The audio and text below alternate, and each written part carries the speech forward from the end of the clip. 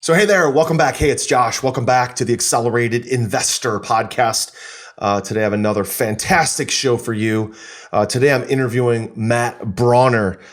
Matt is a multifamily investor from the Twin Cities, Minneapolis, Minnesota market. Matt currently owns over 2,000 doors in multiple states, and his company, Norwood's Servicing, manages over 250 units that he owns in his backyard in the Twin Cities. Matt, in March of 2018, became the first of their 6 partners in his firm to quit his full-time day job in order to work in the company full-time. Matt invests not only in the Twin Cities, but also in multiple markets across the country. And so in this interview, I'm excited that you're going to hear, number one, about Matt and why he invests for impact and not for wealth. Number two, you're also going to hear about Matt's business plan that fulfills his passion for faith, family, finances, but again, primarily for impact, not for wealth building. Matt doesn't care about how many units he owns. In this interview, you're going to hear about, again, how Matt focuses on impact, not wealth, not units, but impact. And you're also going to hear number three about Matt's plan for virtual team building and how he invests in other virtual markets and builds his team around the asset. And finally, number four, you're going to hear why Matt invests in people and not necessarily in property data. Matt does not chase markets. He does not chase property data. What Matt does is he chases relationships that can take him into a new market. And from there, he builds the team, builds the foundation around the people that allows him to operate in multiple markets across the country. So I think you're going to love this interview on the Accelerated Investor Podcast with me and Matt Brawner. Check it out. Welcome to the Accelerated Investor Podcast with Josh Cantwell. If you're looking to retire early with forever passive income, you're in the right place. This podcast is the go-to destination for real estate investors, both active and passive, and multifamily apartment investors, both new, intermediate, and advanced. Now, sit back, listen, learn, and accelerate your business, your life, and your investing with the Accelerated Investor Podcast.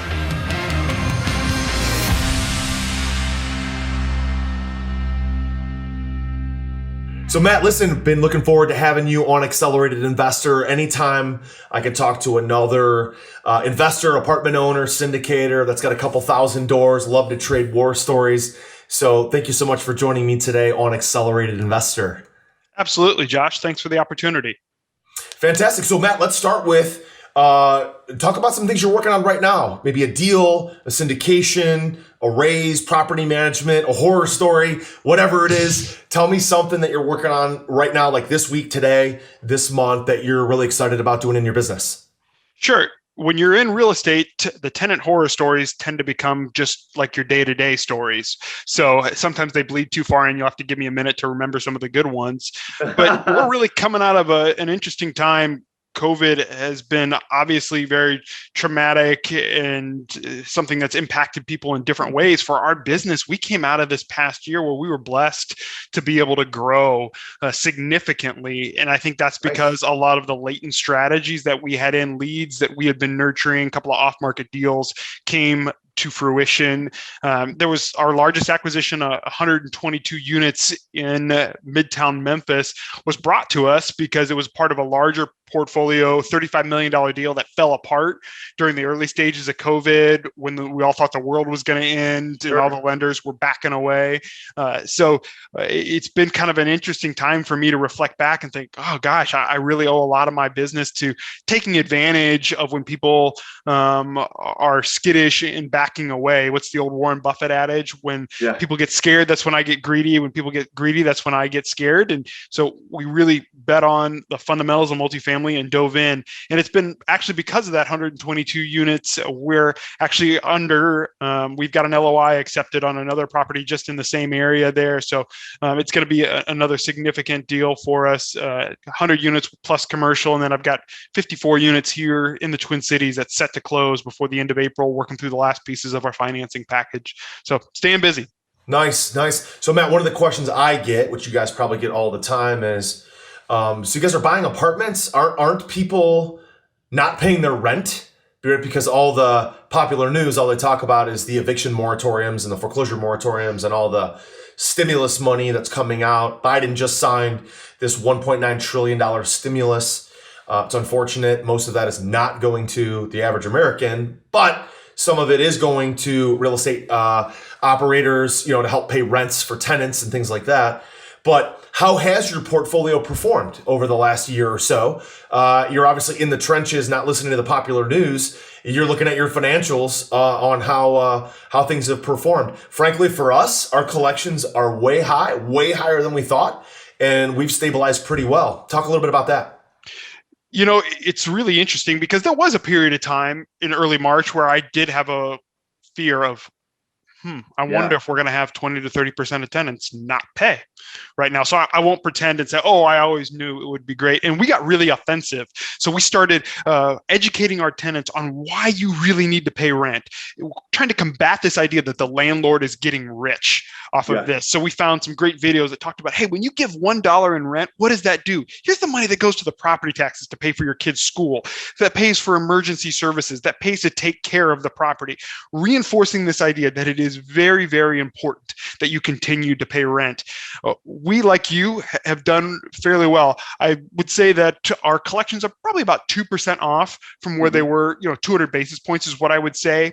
And as I describe that, and I'm really grateful for my property management company here because it's given me kind of in-depth insight into this. We don't have a wider problem. We have a deeper problem. So in other words, the same people that were paying rent before COVID are paying rent now. The same people who weren't paying rent before COVID are the same people who aren't paying rent now. Right. And we're seeing that move to bad debt on the books because right now we can't move them. So a lot of the people who wouldn't pay rent, you'd file on them, they'd move somewhere else, not pay rent there until they got filed on, and they would just kind of move around from spot to spot. Well, right now they're all in one place. So you are seeing that grow, but we've been very grateful that our tenants continue to prioritize paying the rent, and we have continued to stay offensive in terms of, hey, here's why. And we've worked with every single tenant who came to us and said, hey, I lost my job because of COVID. We're waiving late fees, doing payment plans. Yes, we're running a business, but I don't want people to lose their home. For a lot of tenants who maybe live in a C-class building, that rent bill is the largest bill they pay every month. So you get behind on rent, man, it gets really hard to get caught back up. And I want you to have a nice, stable home for you and your family. So let's come up with a plan that we can stick to there. And then I would just encourage people, it seems to apply to all areas of the news, but if you really dig into the COVID data, and yes, please don't get upset with me and send me nasty emails. I know that a majority of the population lives in California and New York. Yeah. But there's 48 other states out there.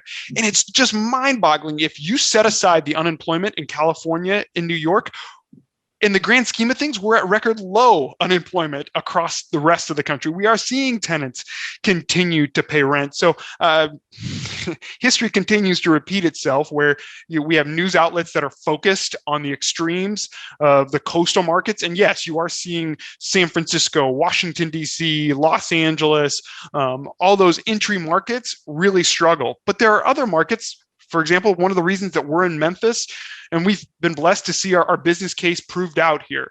We got really excited about Memphis because we said, hey, this is a distribution hub. FedEx is here. It's the second largest port in the country. As e-commerce grows, there is going to be a need for that. And that means more people with jobs. And that's what we do with apartments, right? I need people moving in that can pay rent. That means I need people that pay jobs, that I need people that have jobs. And we've seen that. Memphis saw a 5.2% rental lift last quarter. Right? Because people are home. They're still ordering things online. That means FedEx is running even more planes through it. And our property manager jokes, if you want a job in Memphis paying you $20 an hour, just raise your hand. Yeah, love it. And it's easy to pay rent when you're making $20 an hour. That's good stuff, man. So tell me a little bit more about your specific investment strategy, meaning you buy C class, you mentioned that. And then tell me about the rest of it. You're syndicating them out. What are kind of your GP LP type of splits? Are you doing some of the day-to-day operations, property management or CapEx yourself? Or like a lot of my friends, are you kind of, building the team and letting everybody kind of run their different pieces of it? Obviously, you guys are in the Twin Cities. You have deals in Memphis, not exactly your backyard. So you've got to have a team to be able to manage that virtually in a different location. Tell me a little bit more about your business model and how it's worked for you. Sure. And it's all across the board. And the business model is really a tale of how we moved from single family with that mindset, like, oh, the only thing you can do in real estate is just to buy more single family homes. So as we got into multifamily property management was a way to pay ourselves. We don't do a whole lot of fee management. There's a few clients we really only manage what we own here in the Twin Cities. And our strategies are specific to the market. Here in the Twin Cities, we've seen the population grow by 12% since 2010. The housing stock has only increased 6%. There's just not enough places for people to live. And then if you look back at periods of apartment construction, there actually just weren't a whole lot of apartments built in the 60s and 70s. So you have a constrained amount of supply. But then when you look at the cost to build new in the Twin Cities, if you're cutting every corner, you're not doing it for under 175 a door. Right. Well, that means then that you have a pool of people who needs to live in C-class housing, good, honest, hardworking people, and we want to provide them with a place to live. But that pool grows, and the apartments that they need, you can't build new C-class housing. And we really like that because you tend to stay below the $10 million level, so you can get away from any REITs or any of the professional folks out on Wall Street. And you find here a lot of mom and pop owners who maybe they don't understand what they have. They've just owned it for 15 to 20 years, and they haven't put the energy into it to increase rents. I don't like to go older than 1960 because then you get into some of the, oh my God, renovation scenarios with a whole lot of lead and asbestos. So, and you still can find some around there, but the construction was really intuitive. Like you see bathrooms that are stacked on top of another. Well, that's really good because that means if I have one bathroom leaking, it's not leaking into somebody else's living room. It's leaking into another bathroom. Super easy to find. That reduces my repair and maintenance budget. Down south, we are really focused on MSAs of 300,000 or more. As we get into larger property types, we really are looking for 100 units plus so that we can support on-site management there. With some of the cost differences, we are pushing to get into more B-class housing. I like B-class because in good times, tenants from C-class properties can move up to B-class, and in bad times, people can move in or step down from an A-class property there. And we've continued just to follow where we've had relationships. I would love to tell you that I'm so smart that I could tell you that the Mid-South and Memphis was where you wanted to be, but that's just not the case. We went there because of a relationship. We got to know the market. We found a source of truth in our property management company, and that's enabled us to build a business. We do take on equity partners. We invest in all of our own deals here in the Twin Cities. For a large part of the portfolio, we'll also manage that. Of course, that's all disclosed. The equity in terms of how that's all structured, that's always super dependent on a deal. Our most recent deal was a really large lift. So we structured in some preferred equity so that people could see some routine cash flow there. Now, of course, those investors are out once we complete a refi, and you have different splits for those that wanted to participate more in the upside there. But we are looking to be able to offer a preferred return to attract more sophisticated investors there. So I think terms that people would be familiar with, but always dependent on the deal. Yeah, I love it, Matt. Great description there. I appreciate that. In my newest real estate investing book, The Flip System, you'll learn the proven secrets and strategies that I've used to be a successful real estate investor. You'll also hear the story of my journey from quitting my job to doing over 2,000 units of apartments. The Flip System is now available for a limited time, and you can grab your free copy at getflipsystem.com/podcast. You'll learn the same proven principles and secrets and investing strategies that I used to quit my job and pursue a life of financial freedom. In this book, I'm sharing exactly how I was able to personally close over 750 profitable real estate deals, make over 400 private lender loans, raise over $30 million, and acquire over 2,000 units of cash flowing apartments. Get my newest book now for free at getflipsystem.com/podcast. That's getflipsystem.com/podcast.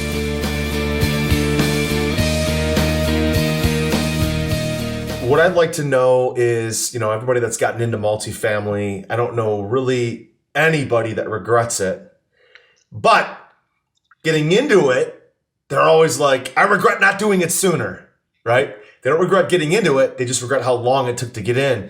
I'm a former single family investor, did 1,000 flips, ran a private equity fund, funded about 500 deals as a private lender, got into multifamily. Again, my only regret is I didn't get into multifamily and apartments sooner. Tell me about that for you. Coming from the single family space, you got into multifamily more as a manager.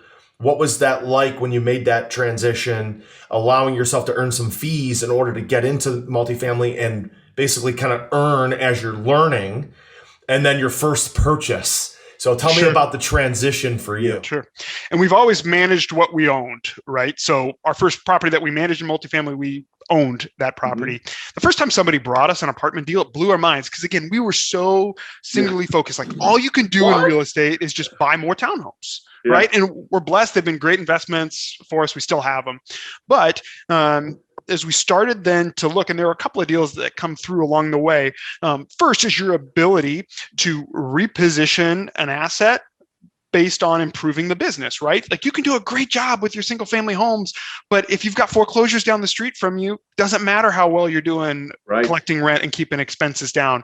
And so it just totally transformed our thinking. We saw more options. And like a lot of people, we didn't spend a whole lot of time regretting. Like, we did wish we'd done it sooner, but it's, hey, we want to pivot to this because it was seeing the options. Whether the first time we bought a 64 unit that was half vacant, sad deal, was owned by a widow. She was using half the units for storage, didn't really understand what she had. We were able to barely get the thing closed, but then 18 months later, we did a full refinance plus 30%, and we were able to put it on good 10-year fixed rate debt with Freddie, and it's been a wonderful property for us ever since. But then one of the things that also sticks out in my mind, and it also comes into, I think, the risk mitigation and just the benefits. We don't get excited about more units in multifamily just to be bigger for bigger's sake. But what you do see is things tend to smooth out more. And there's one example. I remember it was a 12-unit apartment that we had. The first turn, I only had one maintenance guy at the time, and I was walking him through what I wanted him to do in the turn. And this was like a 750 square foot apartment, and the previous tenant had been really rough on it. And my whole background is single family homes, right? Where it's like, oh man, this thing's going to be down for like 2 to 3 weeks. I'm going to be eating 2 to 3 months of rent here to get it in.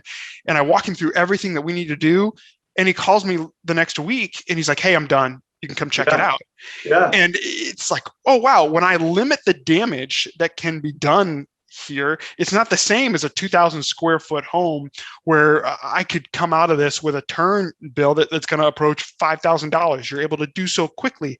And you know what? That 12 unit, it stunk to have the one down, but there were still 11 other tenants paying me rent the whole time. So that was really the first time it hit home, just the efficiency of the operations within multifamily and how that plays into the risk mitigation part there. And then we've just been able to extrapolate off of that as we built our portfolio. Yeah.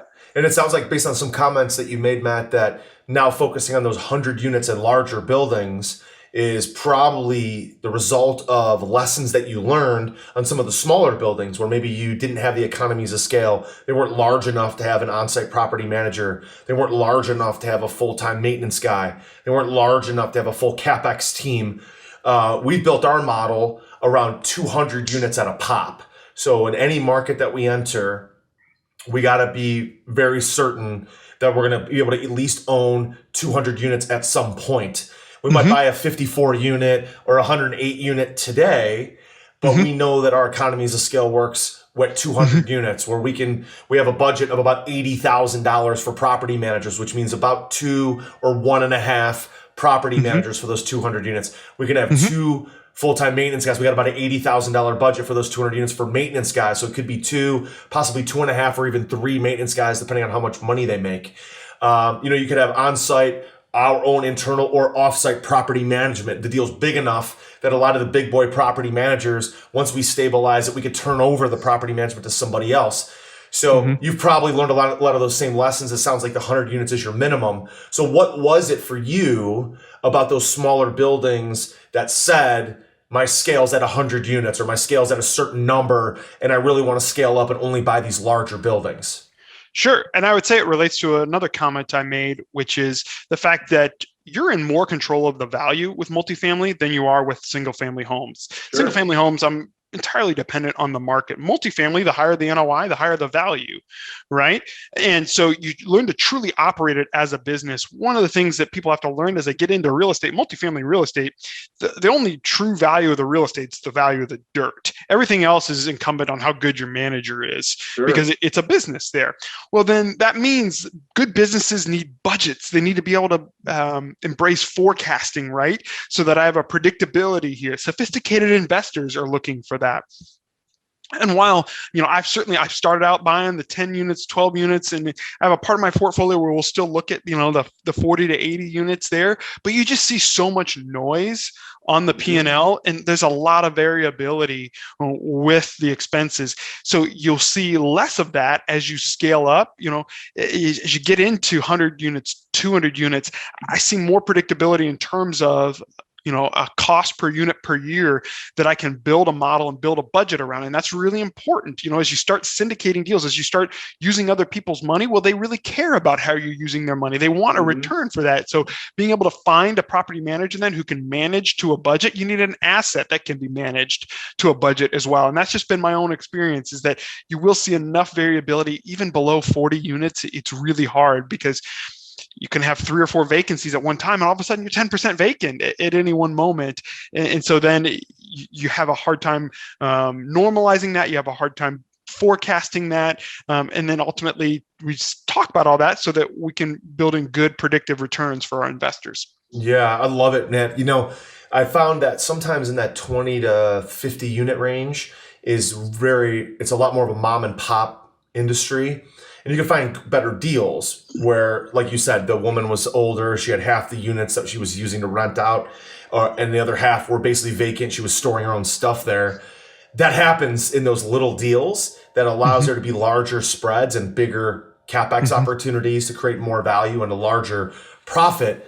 But the downside is exactly like you described, is you can't manage to a budget as much, and you might not be able to have a full-time maintenance guy there because it's too small, or a full-time property management there because it's too small. And then you're like, well, who's on site today? It creates those problems. So but there's the benefit of both. So when I work with my students, or when I'm working with my own team, we've got to just know what's the benefit of that 20 to 50 unit deal is possibly larger spread, more mom and pop. But 50, 100 units, it's really, for us, it's 200 units in a market. It doesn't have to be in the same complex or the same deal, but in a market. Now we know, we can work with forecasting. We can forecast how much is it going to cost us for maintenance, what's the management fee going to be, and extrapolate that out to the employee that fills that seat. So each size of a building, I guess, has its own benefits, I guess is what I'm trying to say. Matt, I'd love to hear your take on investing. You said you went to these southern markets because of relationships. We did the same thing. We have buildings in 4, 5, 6 different states only because of relationships, not because we were seeking a market. So I'd like to hear your take on once you had that relationship and you were able to find one deal, how were you able to round out the rest of the team? Because as we all know, multifamily apartments is really more of a team game. Property manager, CapEx team, a loan sponsor, syndication, limited partners, all these people. So a lot of times we'll find one relationship that kind of starts the team. How did you work on building out the rest? Sure. So we went there just to delve into a little bit more of our story as a limited partner. And so we were going to invest in the deal, and we wanted to do some of our own due diligence. And I tell my students and other people that I work with that I was a really active passive investor. And so I wanted to go and make sure that I was doing my own due diligence, but I was blessed to have partners along the way who opened up the opportunity for me in terms of letting me tag along, letting me sit into meetings with them and their property manager, letting me go along with them in their due diligence walks. And I'll be forever grateful to them for that, because I learned so much by being able just to see how they handled themselves, the questions they asked, what facts did they dig in on. I wouldn't know any of what I know today had I not been willing to make those trips down there. And that's why a lot of times my first piece of advice to people is just to do and to go, right? You're going to learn more by talking to a broker. You're going to learn more by walking a complex than you will reading any book. And you got to be, informed. You got to speak the right language. But sometimes we tend to be so reticent and want to stay back there. And it was because of those trips. And I really delve into it. I got to know a property manager. I got to know the brokers. I would continue to go back down there with those same operators, sometimes to walk deals that I wasn't even investing in, but I knew the other people that would be there. And it's been amazing to me as we've been blessed to see our business grow, how much of the old adages prove true, right? Like, what is the phrase? Like 60% of life is just showing up. Like, hey, the fact that I was willing to get on a plane and come here, I'm not just, pinging you with emails, cold calling you. Like, no, I'm here. I want to learn what you're doing. And that put me in a different class in people's mind. And then I just knew people. I had other property managers who were willing to take my call. I remember, and please, if you're from California, don't get upset with me what I'm about to say here, but like the property manager I was working with at the time, he's like, I get 5 calls a week from people from California, and it's just noise to me, right? Because, yes, we have to be good financial stewards. Yes, it's hard to raise money, but just having money doesn't do anything for you in the multifamily. You have to prove yourself a credible buyer. Proving yourself a credible buyer means building a relationship with people. So it was just a really natural transition as I started to operate more, because these are people that I'd met. I'd been out to dinner with them. I'd been out to drinks with them. And it's the same thing that you would prove in any other friendship or relationship in your life. Right. Yeah, I love it, Matt. That sounds great. Are you ready to automate and explode your real estate investing? We're searching for extremely motivated individuals who are sick and tired of wasting time and want to finally see real results from their real estate investing business. We're searching for investors looking to get to the next level and become a bigger, better version of themselves while being a more successful real estate investing entrepreneur. Apply for mentoring and coaching at joshcantwellcoaching.com/podcast. That's joshcantwellcoaching.com/podcast. So one of the things that you said was, you invested as a limited partner in order to learn the business, right? And just kind of go. A lot of people are still hesitant to do that, right? Because they're like, well, I don't know anything. I'm just going to embarrass myself. I'm going to have egg on my face. So one of the easy ways to get in is, yes, I've got $50,000 or $100,000 and be a limited partner, because general partners are willing to completely pull back the onion on their business plan and how they do it and why they do it in order to recruit capital. Right. So that's one way to get in the game and get started. Another way to get in the game and get started is just through the manual kind of work of calling owners and then more of that mom and pop space, that 15 unit to 50 unit. We've done that. We've worked with wholesalers that gave us a 16 unit, a 54 unit. We went direct to seller on some of those. That's a way to get started. Right. So a lot of people are, well, how do I get started? And again, it's team game, building a team. Also, Matt, maybe I'd like to hear your take on, I'm baffled by how many guys that don't have a balance sheet, that are horrible at raising money, somehow are able to get in with a broker who's got a sweet deal and get that deal under contract because they're able to posture up and talk the game. And then all of a sudden they're like, oh crap, I've got a deal. I got to find a loan sponsor. I've got to find limited partners. And then all of a sudden, because I've been probably like you, Matt, I've been brought in on deals, or people try to bring me in when they're on the 2-yard line because they've got their final $1 million or $2 million that they can't raise, or they don't have a big enough balance sheet. They're like, oh my God, I need a loan sponsor. Right. But I'm baffled by how many people, even though this is a big boy game, right? It's a big boy industry. You don't have to be a big boy out of the gate to just get your feet in, right? Stick your nose in there, right?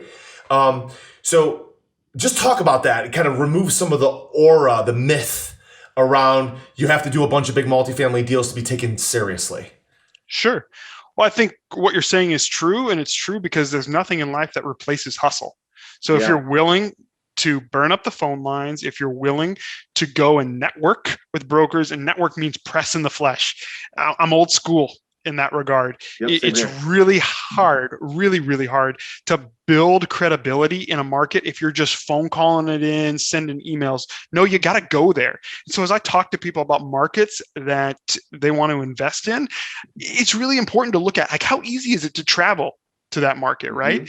I can be in Memphis in 90 minutes on a flight. There's a direct flight there. And that's a big deal. I actually like going there. That's another big deal, because then I'm willing to go down and look at future deals there. So you need to ask yourself, how easy is it to get where I'm going, and how much would I enjoy going there?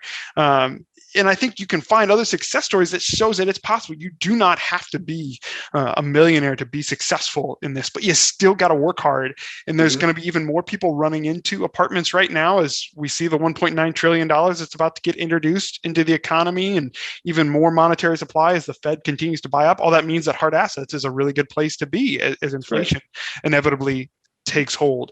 And so you just need to be willing to go develop relationships. You need to get educated, but don't get educated to a fault. I definitely want people to listen to the Accelerated Investor podcast, but I work with so many people who they've listened to every podcast, they've been to every event, and they've read every book, but they can count on one hand the number of times they picked up the phone and talked to a broker.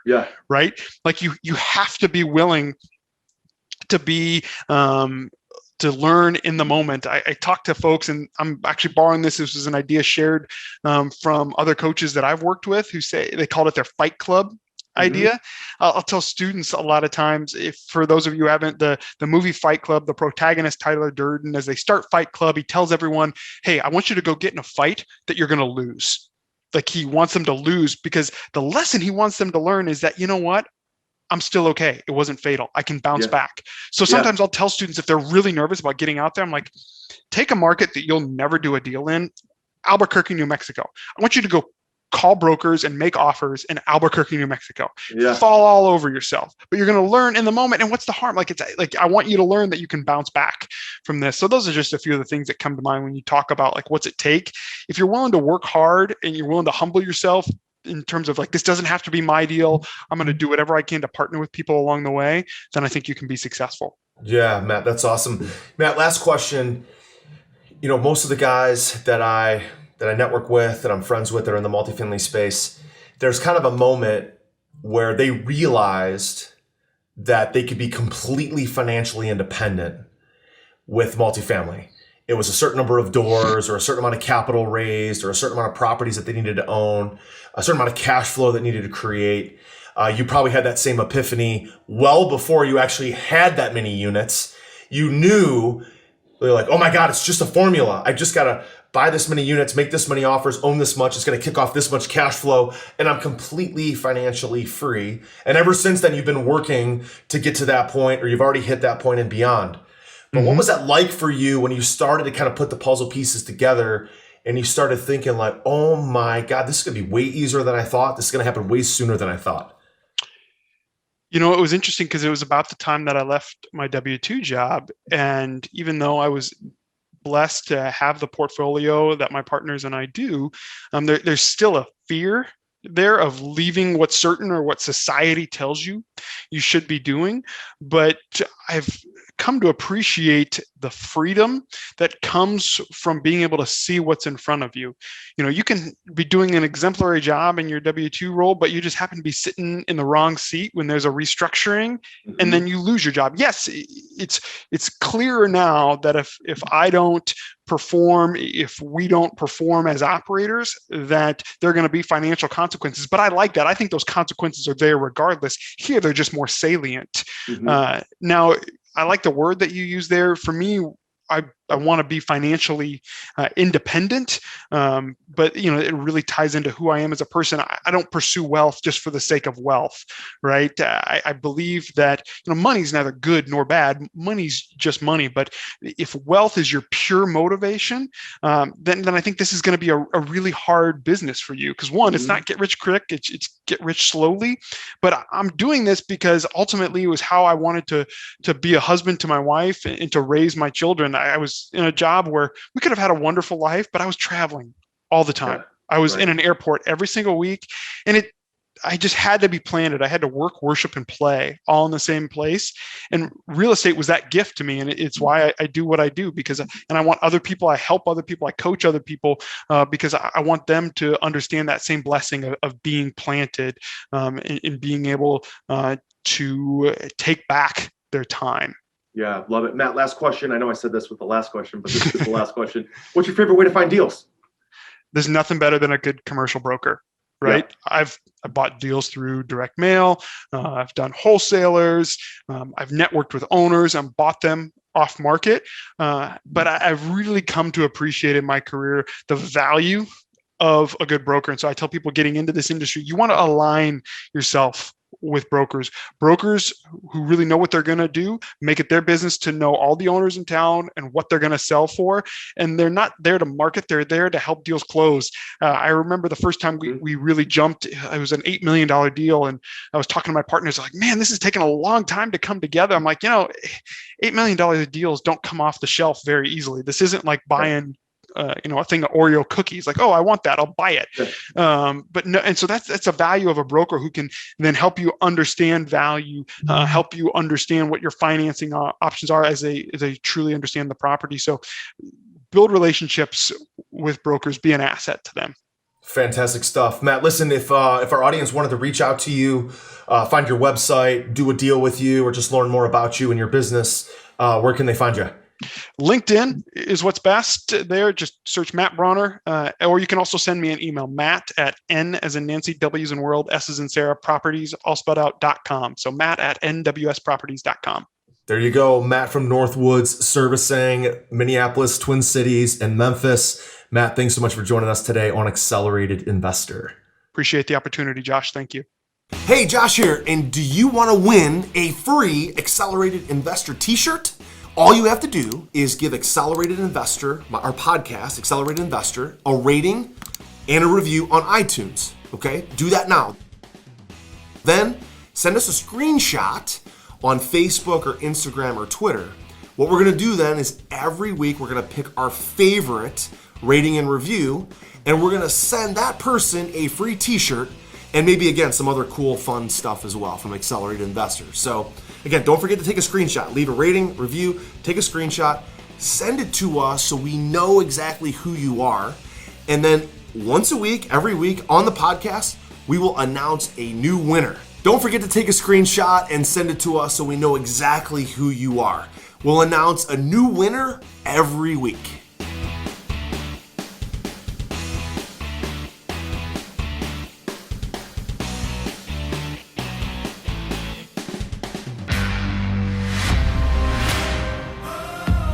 You were just listening to the Accelerated Investor Podcast with Josh Cantwell.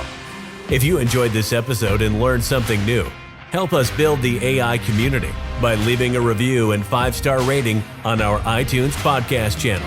Also, don't forget to subscribe so you never miss another episode. To see passive investing opportunities, visit freelandventures.com/passive.